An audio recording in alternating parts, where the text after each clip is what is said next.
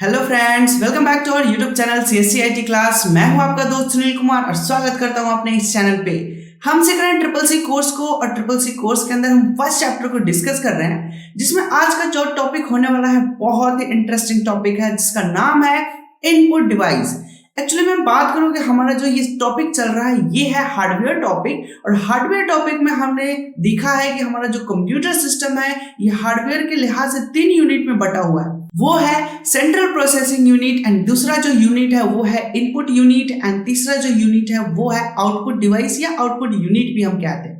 तो ये जो 3 यूनिट है जिसका हमने पिछले क्लास में फर्स्ट यूनिट को डिस्कस किया है, जो कि था हमारा सेंट्रल प्रोसेसिंग यूनिट, एंड साथ में हमने ये भी देखा था कि सेंट्रल प्रोसेसिंग यूनिट भी 3 मेजर पार्ट से मिलकर बना होता है, जो कि कंट्रोल यूनिट, मेमोरी यूनिट और अरिथमेटिक लॉजिक यूनिट था। और आज के उसी क्लास को कंटिन्यू करते हुए आज हम दूसरे यूनिट को डिस्कस करेंगे, जो कि है इनपुट डिवाइस या इनपुट यूनिट। तो आज का क्लास बहुत ही इंपॉर्टेंट होने वाला है, बिकॉज कि आज के इस क्लास में हम ढेर सारे इनपुट डिवाइस के बारे में जिक्र करेंगे।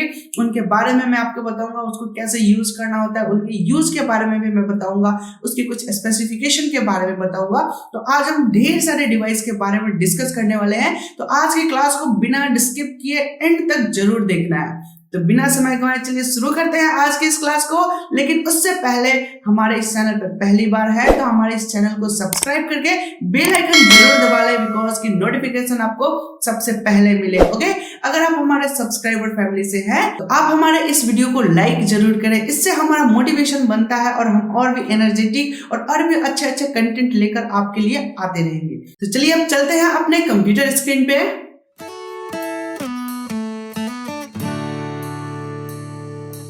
सो गाइस, तो हम अपने कंप्यूटर स्क्रीन पे आ चुके हैं, और ये जो स्क्रीन पे आपको दिख रहा है ये है हमारा लास्ट क्लास का स्क्रीन, जिसमें हमने कंट्रोल यूनिट को डिस्कस किया था। एक्चुअली हमने हार्डवेयर टॉपिक को स्टार्ट किया था, और हार्डवेयर में हमने समझा था कि जो हमारा कंप्यूटर सिस्टम है वो 3 यूनिट में डिवाइड किया गया है।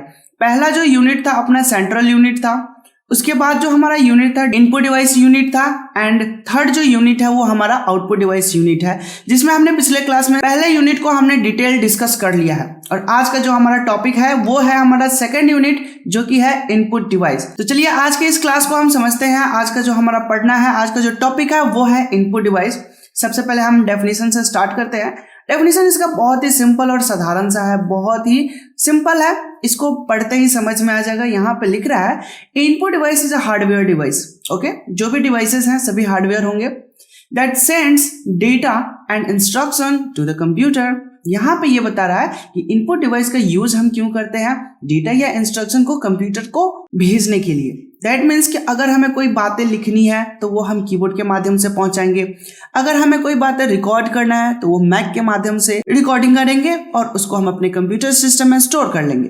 तो इसी तरह से हमारे पास बहुत सारे इनपुट डिवाइस हैं जिनको हम एक एक करके देखने वाले हैं। ये बहुत ही इंपॉर्टेंट टॉपिक है एग्जामिनेशन पॉइंट ऑफ व्यू से, इसमें बहुत सारे ऑब्जेक्टिव क्वेश्चन बन सकते हैं। सो इसको बहुत ही ध्यान से समझेंगे, क्योंकि आज के इस क्लास में हमने बहुत सारे डिवाइसेस को डिस्कस करने वाले, ढेर सारे इनपुट डिवाइस को हम डिस्कस करेंगे एक एक करके, और हम उसकी कुछ खूबियां, उसकी हम कुछ जानकारी भी देते रहेंगे, उसको कैसे यूज करना है, क्या चीजें हैं, उन सब के बारे में हम कुछ बातें बताते रहेंगे। सो बिना स्किप किए इस वीडियो को एंड तक देखना है, क्योंकि हमने इसमें ढेर सारे इनपुट डिवाइस के बारे में जिक्र करने वाले हैं। तो चलिए हम पहले इनपुट डिवाइस, सबसे पॉपुलर डिवाइस जिसका नाम है माउस, उससे स्टार्ट करते हैं। तो यहाँ पे हम समझे कि माउस एक्चुअली है क्या। तो माउस एक पॉइंटिंग डिवाइस होता है जिससे हम पॉइंट करते हैं। फॉर एग्जांपल, जैसे आप स्क्रीन पर देख सकते हैं ये एक एरो है जो कि पॉइंट कर रहा है कि यहाँ पे हमारा माउस है, यहाँ पे हमारा माउस टेक्स्ट लिखा हुआ है, अभी हम कौन सा लाइन पढ़ रहे हैं, इन सबको ये पॉइंटिंग कर रहा है। ओके, तो ये एक पॉइंटिंग डिवाइस है जिसको हम अपने हाथों से कंट्रोल कर रहे हैं। वही बात यहाँ पे लिख रहा है, it is held in one hand and moved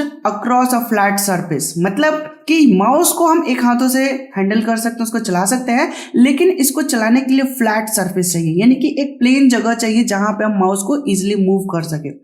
otherwise ये प्रॉपर वर्क नहीं करेगा, बिकॉज कि इस माउस के नीचे एक लाइट होता है और वो लाइट प्रॉपर रिफ्लेक्ट नहीं करेगा तो वो अच्छे से वर्क नहीं करेगा। और मैं इसके बारे में एक और बात बता दूं कि माउस में 3 बटन होते हैं, एक लेफ्ट बटन, एक राइट बटन एंड एक स्क्रॉल बटन होता है, जो कि बीच में पहिए की तरह होता है, व्हील की तरह होता है। तो ये हमने समझा, ये हमारा इनपुट डिवाइस हो चुका है। अब हम नेक्स्ट डिवाइस के बारे में डिस्कस करेंगे जो कि बहुत ही ज्यादा यूज होता है और वो स्टैंडर्ड इनपुट डिवाइस में भी गिने जाते हैं, वो है हमारा कीबोर्ड।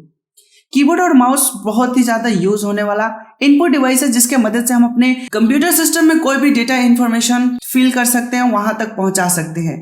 कीबोर्ड आप यहाँ पे इमेज में देख सकते हैं, ये एक टाइपराइटर मशीन की तरह होता है जिसमें कि बहुत सारे कीज होते हैं। इसमें कौन कौन से की होते हैं, तो इसमें अल्फाबेट की होते हैं, डिजिट्स के की होते हैं, कुछ स्पेशल कैरेक्टर होते हैं एंड फंक्शन की भी होते हैं। अगर मैं फंक्शन की काउंटिंग करूं, बताऊं कि एक कीबोर्ड में कितने फंक्शन की होते हैं, तो इसमें 12 फंक्शन की होते हैं, F1 से लेकर के F12 तक। अब इसमें कभी कभी एग्जाम में क्वेश्चन इस तरह से आ जाता है कि क्या F1 to F12 कीज को एडिटिंग की कहा जाता है, तो वो एक्चुअली फंक्शन की है, वो एडिटिंग की नहीं है। ओके, तो इस टाइप से भी क्वेश्चन पूछे जा सकते हैं और उसके कीज के नंबर भी पूछे जा सकते हैं कि कीबोर्ड में कितने फंक्शन की होते हैं, इस टाइप से।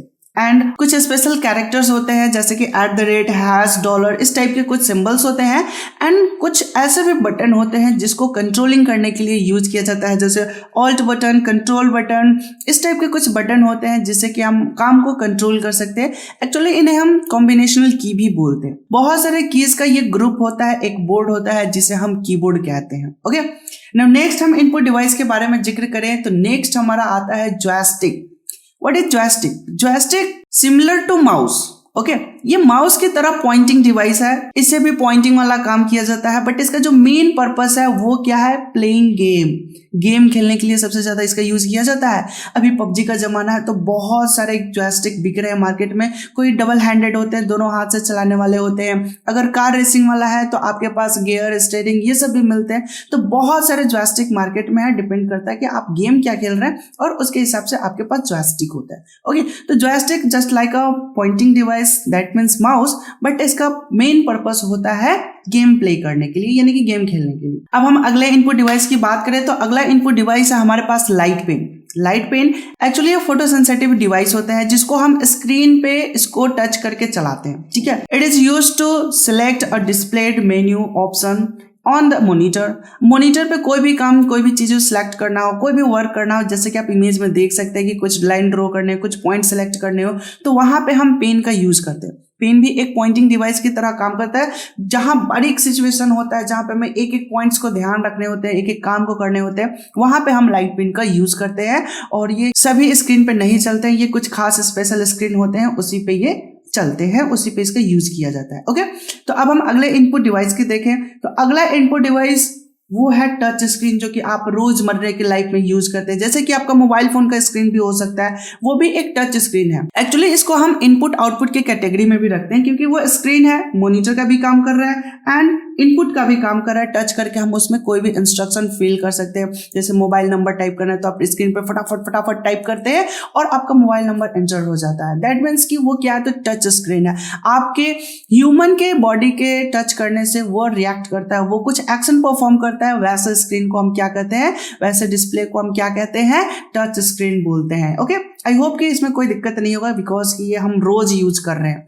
नाउ नेक्स्ट इनपुट डिवाइस की अगर हम जिक्र करें तो वो है ग्राफिक्स टैबलेट। ये बहुत कम लोग यूज करते हैं, जो डिजाइनर्स होते हैं, जैसे कि आर्किटेक्चर हो गए या फिर फैशन डिजाइनर हो गए या फिर कोई फोटो एडिटर, ग्राफिक्स डिजाइनर होते हैं, वेब डिजाइनर होते हैं, जो भी डिजाइनर लोग होते हैं उनके लिए ये परफेक्ट होता है। ग्राफिक्स टैबलेट्स के बारे में यहाँ पे कुछ जिक्र किया गया है। यहाँ पे लिख रहा है it is graphics input device that function like a drawing table, यानी कि कुछ ड्रॉइंग करना है, कुछ डिजाइन तैयार करना है, कुछ स्ट्रक्चर तैयार करना है, कुछ स्ट्रक्चर बनाने हैं, तो उसके लिए हम ग्राफिक्स टैबलेट का यूज करते हैं। It has pen like instrument. Graphics tablet के साथ आपको पेन का इंस्ट्रूमेंट मिलता है, जिससे कि आप इस ग्राफिक्स टैबलेट पे स्मूथली काम कर सकते हैं। ओके, और ये जो इंस्ट्रूमेंट होता है पेन, वो आपके टैबलेट से कनेक्टेड होते हैं और ये स्केचिंग पर्पस के लिए इसका यूज किया जाता है, जहां भी हमें स्केच डिजाइन करने हैं। ओके, तो अभी हमने 6 टाइप के इनपुट डिवाइस के बारे में जिक्र किया और इन सब का हमने कुछ थ्योरेटिकल बातें भी लिखी है। इन सब का नोट्स आप लोग जरूर रेडी करिएगा। मैं हर वीडियो में बोलता हूँ नोट्स बनाने के लिए, नोट्स बिकॉज कि आपको एग्जामिनेशन पॉइंट ऑफ व्यू से बहुत ही ज्यादा हेल्प करेगा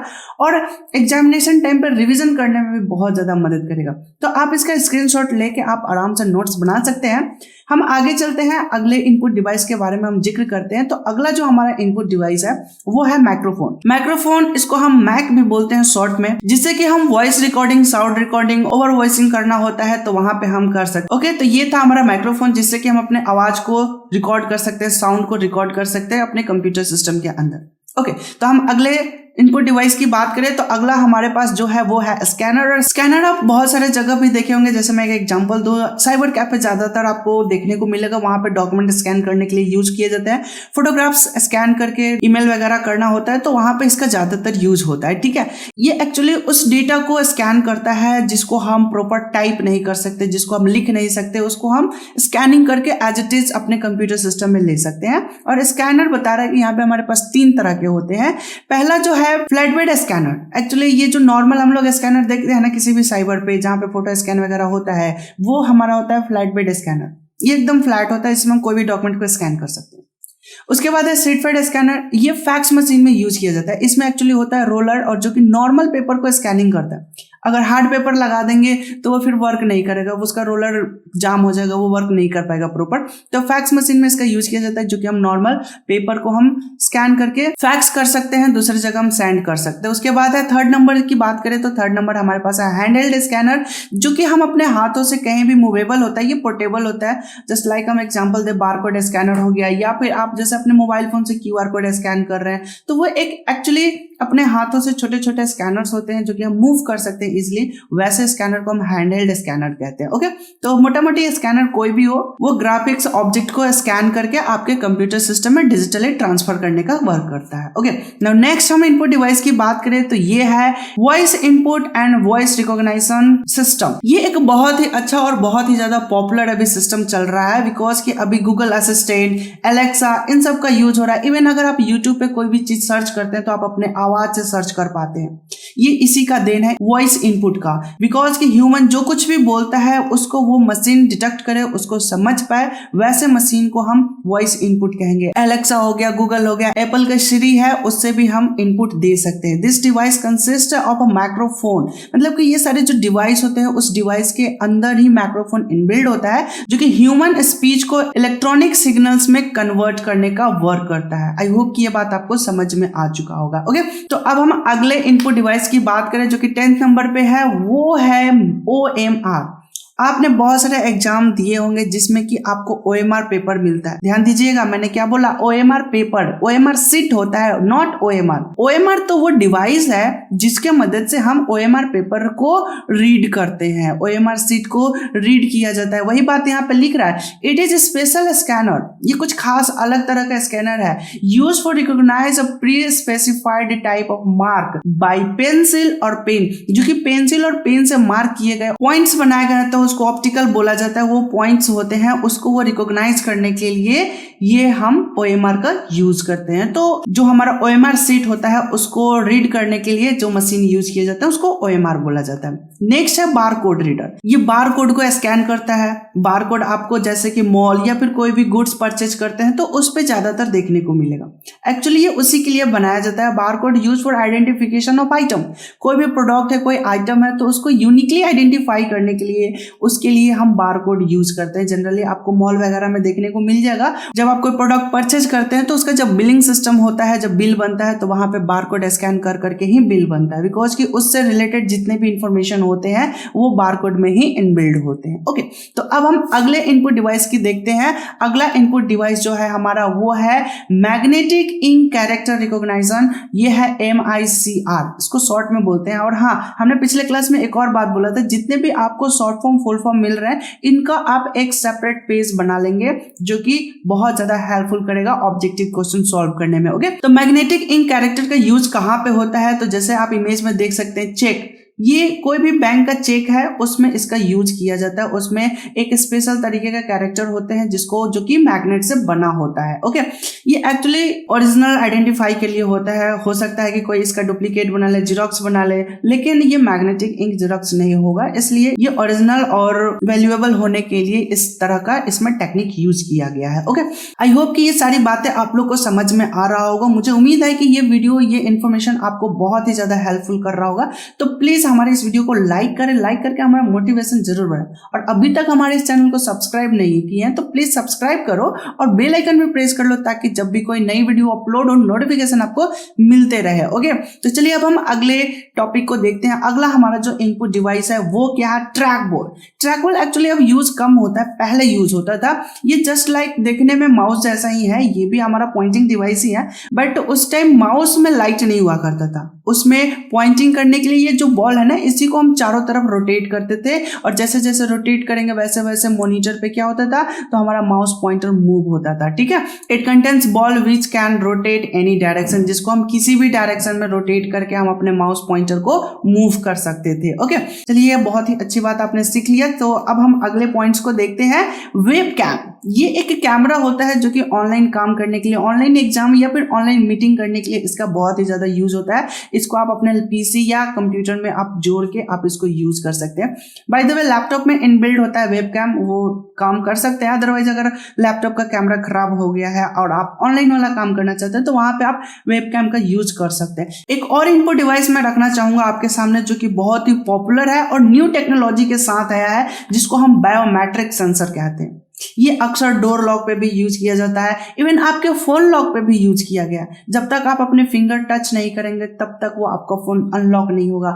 आपके फेस सेंसिंग, आई रेटिना, इन तमाम चीजों को स्कैन करने वाले जो बायोमेट्रिक सेंसर है वो भी एक इनपुट डिवाइस है जो कि सिक्योरिटी पर्पस पे इसका यूज किया जा रहा है। ह्यूमन बॉडी को स्कैन करके वो डिजिटली कन्वर्ट करने का काम करता है। ओके, तो ये है हमारा बायोमेट्रिक सेंसर। तो आज के इस क्लास में हमने इनपुट डिवाइस के 15 एग्जाम्पल देखे और ये 15 एग्जाम्पल, ये जितने भी नाम है इन सभी नाम को आप अपने कॉपी में नोट डाउन करके रखेंगे, इनको ध्यान में रखेंगे बिकॉज कि ये सभी points very very very important है। क्योंकि एग्जाम में कोई भी नाम पूछ सकता है कि क्या ये इनपुट है, तो ये सभी नाम आपको पता होना चाहिए। कभी कभी एग्जाम में उल्टा क्वेश्चन पूछ देता है कि इनमें से कौन इनपुट डिवाइस नहीं है, तो इसको भी आपको ध्यान में रखना है। तो आप इन सारे नाम को याद रखें और ऑब्जेक्टिव क्वेश्चन को बहुत ही मजबूत बनाएं। मुझे उम्मीद है कि मैंने जितने भी एग्जांपल्स दिए इनपुट डिवाइस का वो सब कुछ आपको समझ में आ गया होगा। अगर फिर भी कोई भी डाउट या कंफ्यूजन है किसी भी डिवाइस या किसी भी पॉइंट्स में तो आप हमें कमेंट सेक्शन में कमेंट करके जरूर पूछ सकते हैं। अगले क्लास में हम बात करेंगे आउटपुट डिवाइस के बारे में। सो गाइस, तो मुझे उम्मीद है कि आज का जो छोटा सा क्लास था आपको बेहद पसंद आया होगा बिकॉज कि आज हमने ढेर सारे इंफॉर्मेटिक्स टॉपिक को डिस्कस किया है। आज हमने ढेर सारी लगभग 15 इनपुट डिवाइस के बारे में हमने डिस्कस किया है कि ये डिवाइस कैसे वर्क करते हैं, क्या चीजें हैं, इन तमाम चीजों के बारे में हमने आज के इस क्लास में डिस्कस किया है। तो मुझे उम्मीद है कि आपको ये क्लास बहुत ही पसंद आया होगा। तो अपने दोस्तों के साथ भी शेयर करें और ज्यादा से ज्यादा लोगों तक पहुंचाने के लिए आप अपने सोशल मीडिया का भी यूज कर सकते हैं, जिसमें कि आप फेसबुक, व्हाट्सएप एंड इंस्टाग्राम का भी यूज करें और ज्यादा से ज्यादा लोगों तक पहुंचाएं। क्योंकि मेरा जो मिशन है फ्री एजुकेशन घर घर तक पहुंचाना, उसमें मेरी हेल्प हो सके। तो मिलते हैं हम अपने अगले टॉपिक में जो कि है अपना आउटपुट डिवाइस। तब तक के लिए धन्यवाद, take care and bye bye.